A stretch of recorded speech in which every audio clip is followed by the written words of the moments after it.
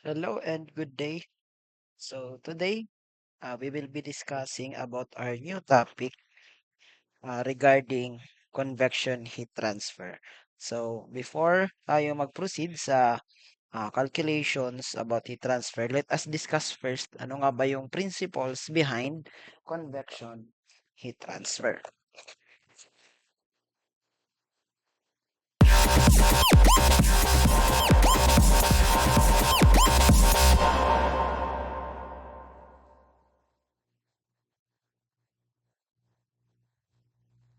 Okay, so principles of convection.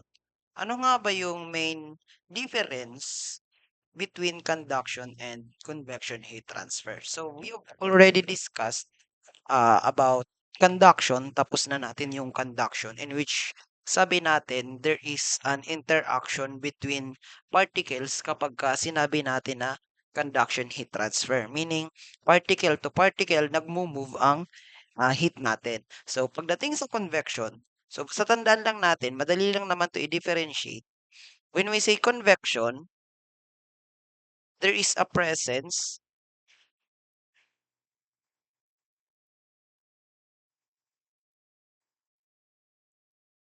of ang tinatawag natin na bulk fluid motion, or there is a presence of bulk fluid motion. So ano nga ba itong tinatawag natin na bulk fluid motion? So 'di ba sabi natin, for example sa air.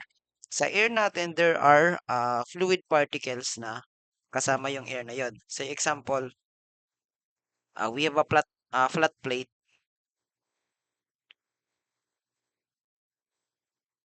Ayan, may flat plate tayo. Okay, so this flat plate, so heated yung temperature dito sa surface natin, mainit. Mataas yung temperature natin diyan. Say example, set natin siya at 50 degrees Celsius. So, di ba ang tendency is, pag sinabi natin na bulk fluid motion, yung mga fluid particles natin, so dito sila nagmo-move sa ibabaw ng flat plate natin. Dito sa mismong itaas na ito. So, di ba, these fluid particles, itong mga fluid particles na to,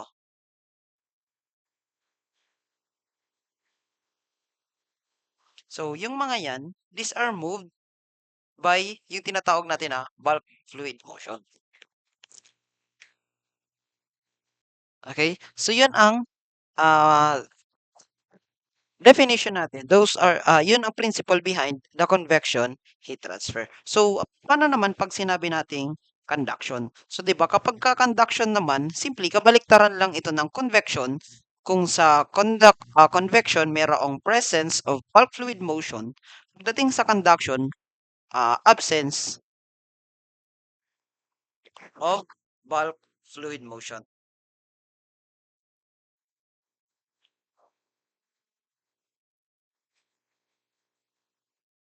Ang meaning nun, yung fluid particles natin is hindi siya gumagalaw. So hindi siya gumagalaw gaya nga nung nandun sa aqua flask, 'di ba? Yung example natin dun sa aqua flask, yung naandito sa loob na fluid particles or yung air natin dito sa loob. So sabi natin this is in vacuum. So, yung fluid particles natin, since kahit sabihin natin na fluid siya, di natin siya pwedeng i-consider na convection since yung mga fluid dito has no bulk fluid motion or hindi gumagalaw yung fluid particles natin dito. Kaya kino-consider natin to as conduction heat transfer. Pero once na gumalaw na yung fluid particles natin dyan, magiging na siyang convection heat transfer. Because kasi 'di ba, sabi natin kapag ka-convection, there is a presence of bulk fluid motion. Okay. So ano nga ba yung mechanisms ng convection heat transfer?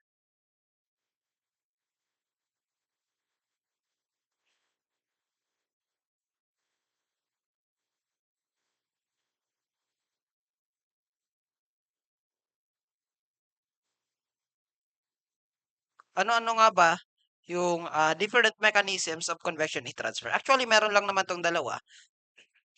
There are two mechanisms of convection heat transfer. So say example, meron kayo ditong flat plate ulit.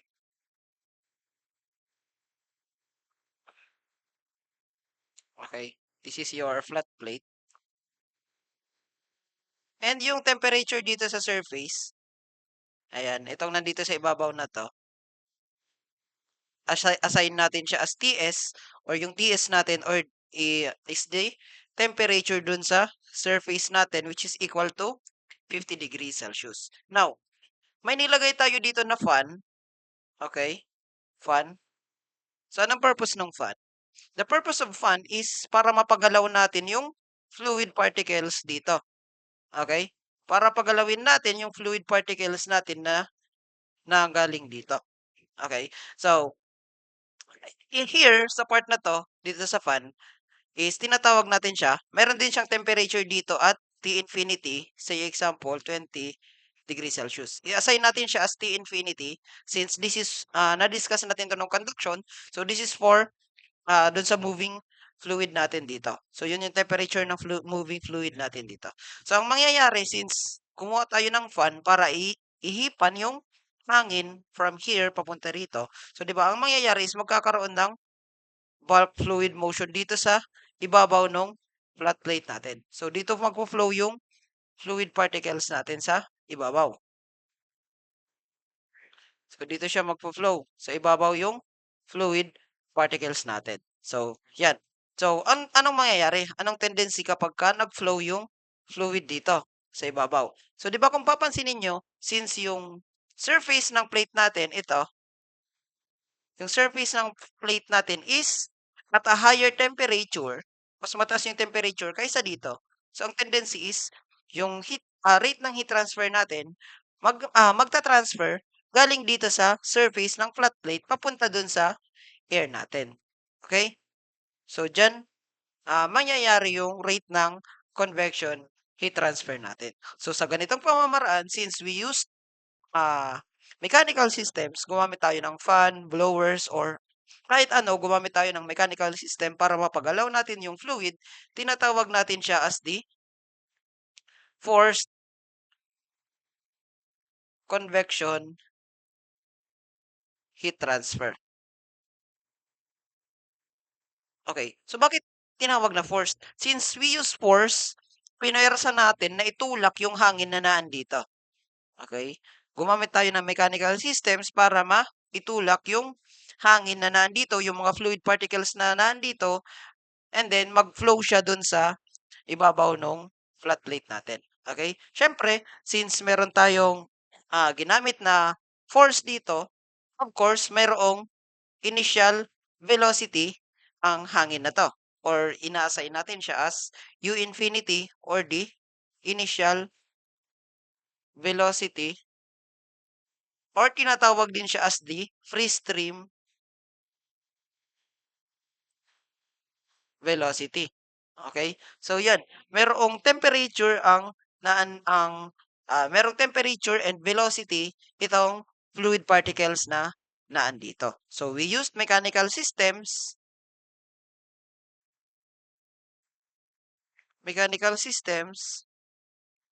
say example, fan blowers para mapagalaw natin yung fluid natin dito. Okay? So, kaya tinawag siya as forced convection heat transfer. So, sabi natin merong dalawa. Ano yung isa? So, yung isa naman, sa example, meron ulit tayong flat plate. Again, may flat plate ulit tayo. Same, yung temperature niya is elevated. The temperature at the surface is elevated at 50 degrees Celsius. Mas mataas siya.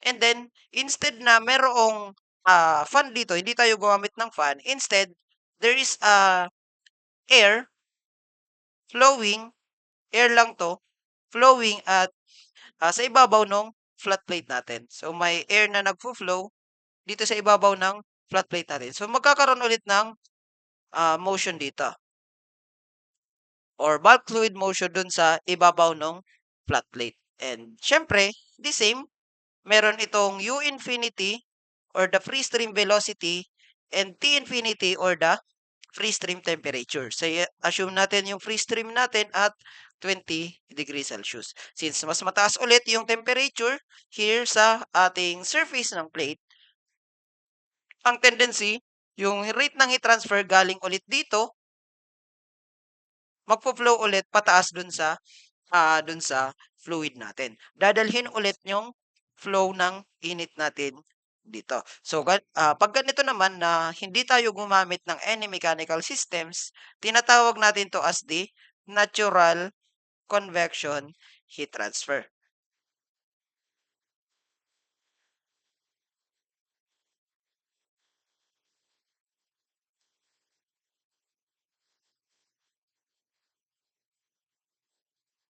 So, ang pinakamagandang example nito are the breezes. For example, yung land breeze at saka yung sea breeze na tinatawag natin. Ito yung pinakamagandang example nitong natural convection. Kasi for example, ito yung dagat, nandito yung land. Okay? So, kapag ka umaga, warm yung air dito sa land. Meanwhile, cold yung air dun sa ibabaw nung water or nung ocean. So, ang tendency is yung warm air pupunta dun sa cold air natin pag umaga.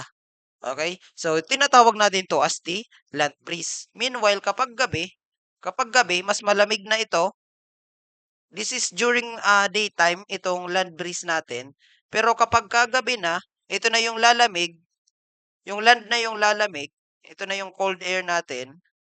Tapos nandito naman yung warm air. Kaya ang tendency is, pabalik naman siya or tinatawag natin siya as the sea breeze. So kung papansinin nyo, hindi gumamit ng mechanical systems para mag-flow yung air natin dun sa ibabaw ng land and water. So tinatawag natin siya as the natural convection heat transfer.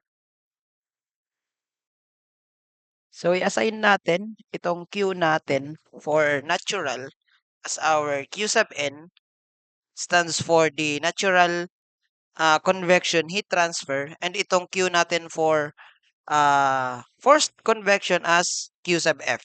Okay. So, kasi kakailanganin natin yan to compare the difference between dun sa dalawa. Okay. So, kung kukunin natin yung comparison nung rate ng heat transfer,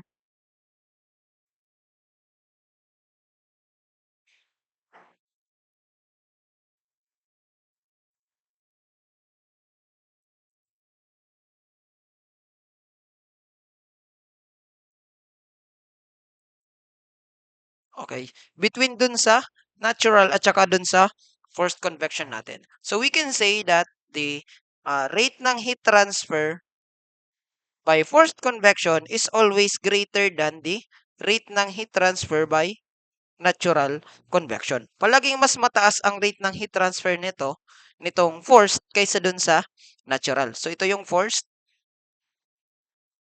and ito yung natural convection heat transfer natin. Mas mataas to palagi. So tandaan natin yan na mas mataas to palagi. So kasi in general we can say that the higher we can say that the higher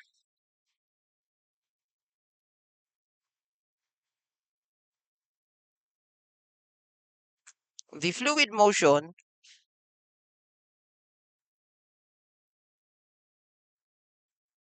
the higher the uh, convection heat transfer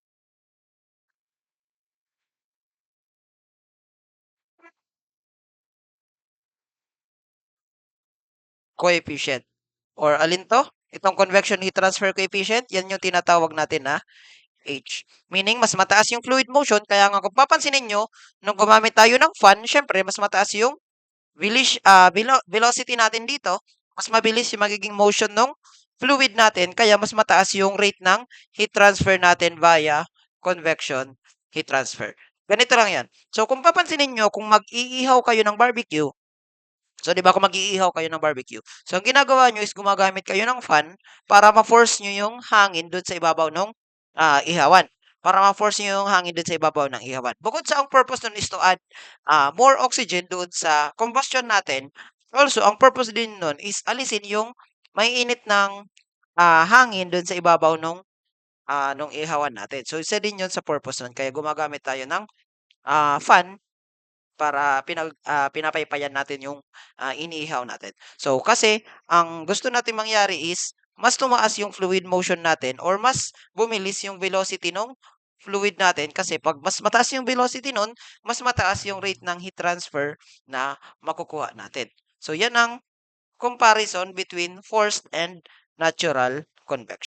So that is the principle behind the convection heat transfer. Sa susunod na video is magpag-uusapan naman natin ang different dimensionless parameters na ginagamit natin para ma-analyze natin ang convection heat transfer. So kindly click the next video for more engineering tutorials.